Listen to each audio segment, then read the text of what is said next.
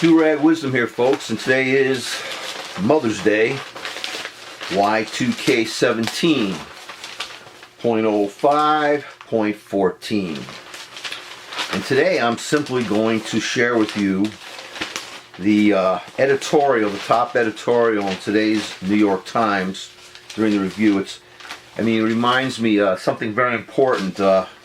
When President Obama was in office, the GOP complained that he used to put his feet up on the desk. He was really a terrible outrage to our country, wasn't he, folks? These GOP.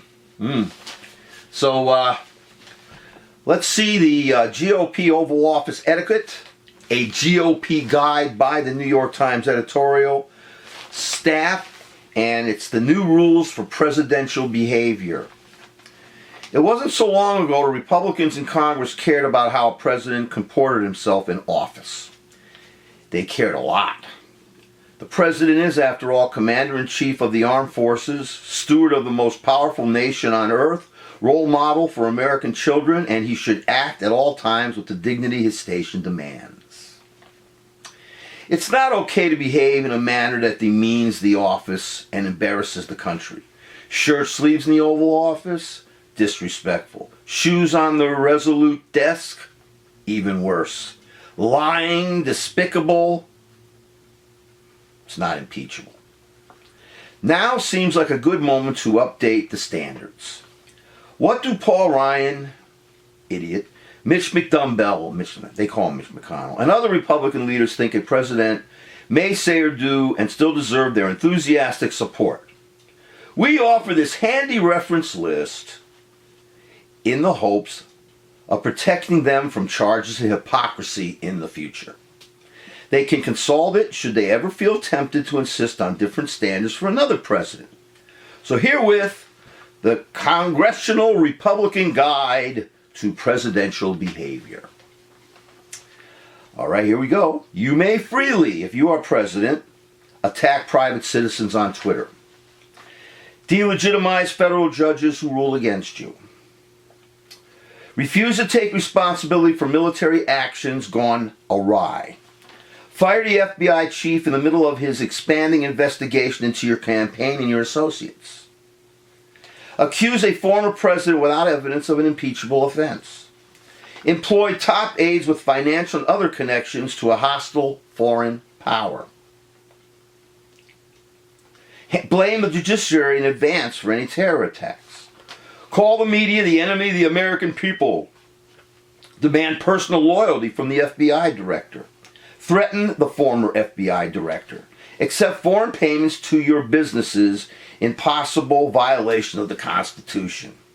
Occupy the White House with the help of a hostile foreign power. Intimidate congressional witnesses.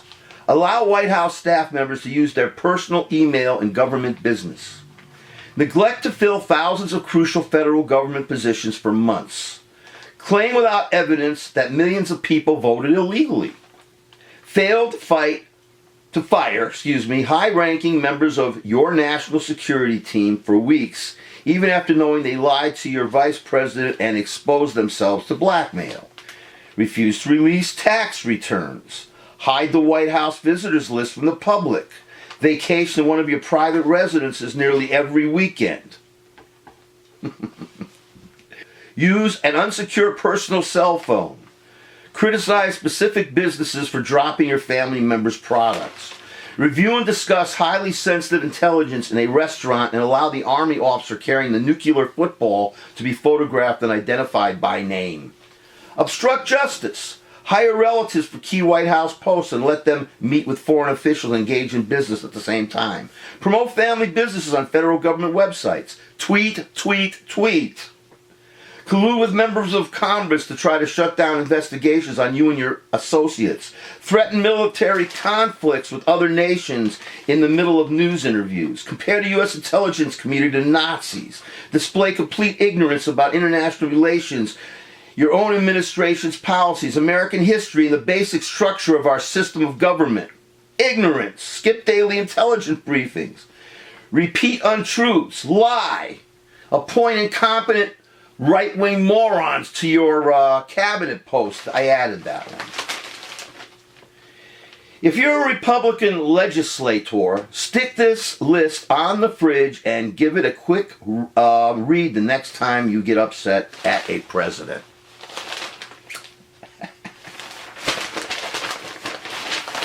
When are we going to wake up, stand together, and deny this creep every appointee he wants to put in there, deny this creep every single thing that he wants, until we have a select independent committee with an independent prosecutor to figure out what the hell this creep did and when did he do it and how long he did it, so we could get his ass out of our lives.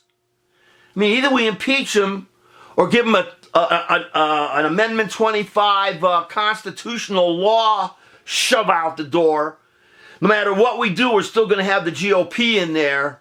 But that means that we got to fight harder from the bottom all the way to the top to keep our democracy, our republic intact.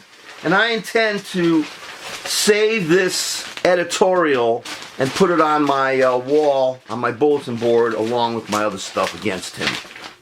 I wish the birther bastard and his GOP would get some rooms at the Bates Motel and get acquainted with Norman Bates' mother.